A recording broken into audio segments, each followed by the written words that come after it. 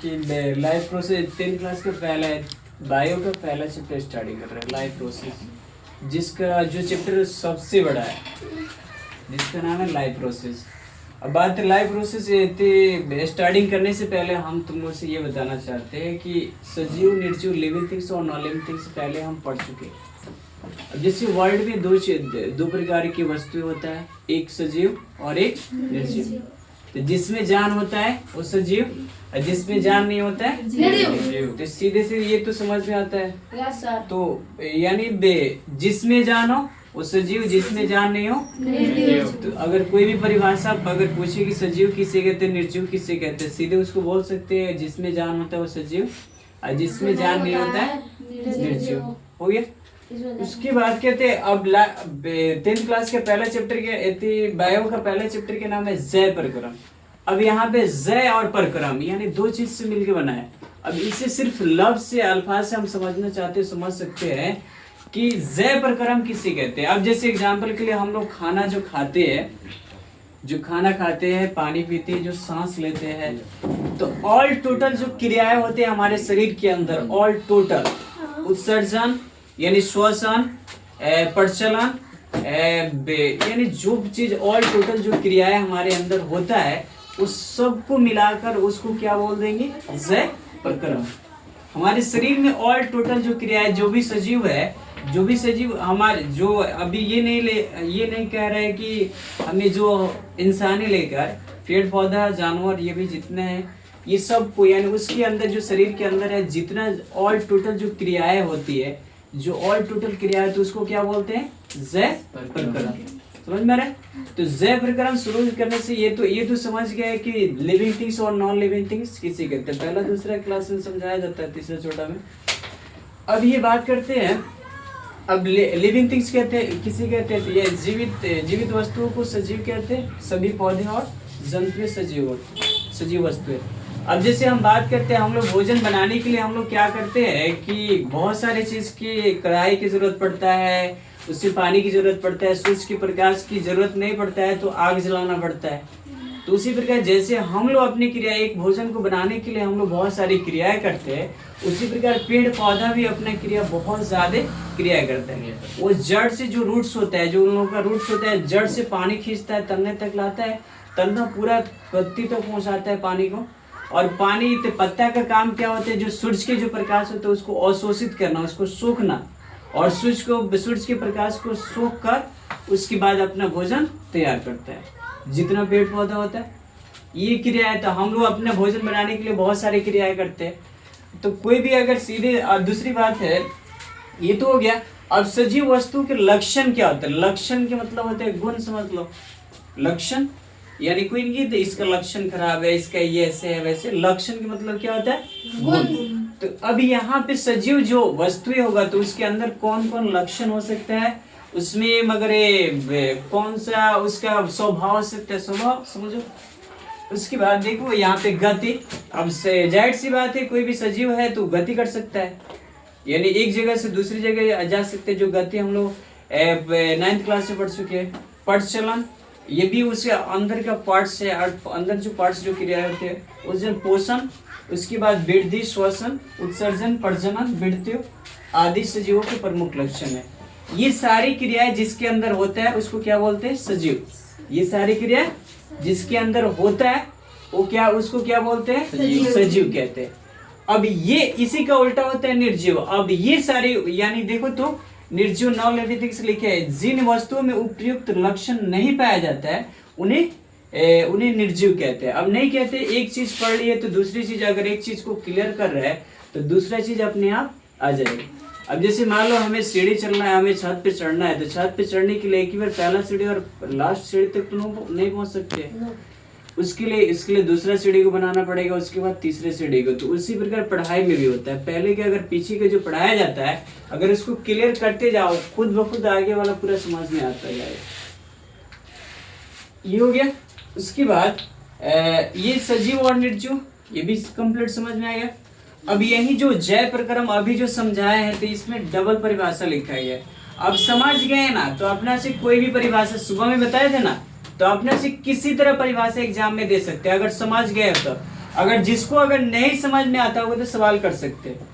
आगे वही बढ़ेगा जो सवाल करता है, वो आगे नहीं बढ़ सकते जो सवाल नहीं करेगा। जो बच्चा सवाल करता है, जो बच्चा पूरा कंप्लीट जो सीख के जाता है, जो कंप्लीट सवाल करके यहाँ पे तुम लोग सवाल करके सीखो, और जो नहीं आया पूरा क्लियर करके सीखो, तब उसके बाद 10th क्लास पास करोगे, तब तुम लोग को पता चलेगा हम क्यों बार बार तुम लोग की हम एक ही बात को रेटा मार रहे थे कि सवाल करो और पूरा क्लियरली पढ़ो। नहीं तो क्लासेस में जाएंगे तो अब जैसे मान लो क्लासेस में जाएंगे तो वहाँ पे सब पीछे से पूछते हैं लोग, टीचर वहाँ पे खड़ा करा देंगे बीच में और पूछना स्टार्टिंग कर देंगे पीछे से 10th क्लास से। तो जो बच्चा पढ़ के जाता है तो वो बता देता है, जो सही से पढ़ता है याद करता है वो बता देता है, और जो नहीं पढ़ता है तो क्या है उसको गति तक भी नहीं पता होता है। और कितना आदमी बच्चे ऐसे पढ़ के जाएगा, कितना आदमी को पहला दूसरा चैप्टर भी सही से नहीं पढ़ा है, नहीं पढ़ के जाता है, तो वही चीज जाके वहाँ पे माथा मारी हो जाता है, वही बच्चे पढ़ाई छोड़ देता है। गार्जियन में कमी नहीं होता, गार्जियन चाहता है पढ़ाने के लिए, लेकिन बच्चे वैसे होना चाहिए। अब हमारे अंदर कोई चीज करने का गुण है तो हम कर सकते हैं, और है किसी का 2 पैर नहीं है वो भी IAS ऑफिसर बनना है। अब तो हम लोग पास हर चीज रहते हुए तब भी IAS ऑफिसर नहीं बन रहा है। अब इसे जय प्रक्रम किसे कहते हैं? अब जीवधारियों में जीवित रहने के लिए होने वाली समस्त क्रियाओं को सामूहिक रूप से जय प्रक्रम कहते हैं। अभी जो समझाए ना वही चीज है। तो हमें जीवित रहने के लिए हमारे शरीर में जितना ही क्रिया हो रहा है, ये किसी भी जीव के लिए अपने से कोई भी परिभाषा दे सकते हैं। जिस जीव में यानी सजीव को जीवित रहने के लिए जो अंदर उसके अंदर जो भी ऑल टोटल जो क्रियाएं होती है, सभी क्रियाएं होती है, उसको सामूहिक रूप से उसको क्या बोलते हैं? जय प्रक्रम कहते हैं। तो ऑल टोटल यानी जैसे उत्सर्जन करना, प्रसरण करना, जो सांस लेना और छोड़ना, ये सारे क्रियाएं हो रहा है। तो ये सबको मिला के एक साथ मिला के क्या करना है, क्या कहना है इसको? जय प्रक्रम। अब उसके बाद दूसरा परिभाषा यहाँ पे लिखा है, पहला परिभाषा ये, दूसरा परिभाषा ये लिखा गया है, वे सभी प्रक्रम जो सम्मिलित रूप से अनुरक्षण के कार्य करते हैं उसे जय प्रक्रम कहते हैं। अब अनुरक्षण के मतलब होता है जैसे हमारे शरीर को रक्षा करना, अनुरक्षण करना। अब जैसे एग्जाम्पल के लिए हमारे शरीर में एक पार्ट्स जो खराब हो जाए, अगर एक पार्ट्स अगर सही से अगर कोई भी ऊपर वाले चाहे कोई पार्ट्स किसी का शरीर का पार्ट्स कोई खराब नहीं हो, तो एक बार कोई भी इंसान का पार्ट्स खराब हो जाए कोई शरीर में का, तो दुनिया में कोई ऐसा डॉक्टर जो नहीं बना है जो उसी तरह बना के दिखा दे। कोई भी डॉक्टर ऐसे नहीं बना है कि जो जैसे गॉड ने बनाया वैसे फिर दोबारा उसे बना के दिखा दे।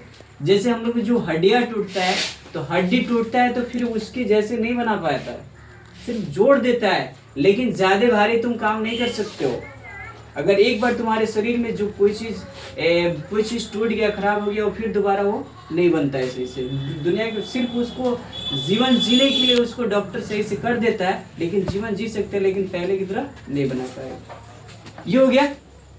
अब ये भी पूरा कंप्लीट समझ में आएगा जय प्रक्रम किससे कहते हैं। तो अपना से एग्जाम में जैसे मान लो हम एग्जाम लेंगे तुम लोग, अब ये नहीं कि अब पढ़ाया जा रहा है, जस्ट एक चैप्टर जैसे मान लो साइंस का खत्म हुआ या एक चैप्टर मैथ का खत्म हुआ, तो 1 से 2 दिन या 2 से 3 दिन ऐसे टाइम देकर उसके बाद एग्जाम ले लेंगे।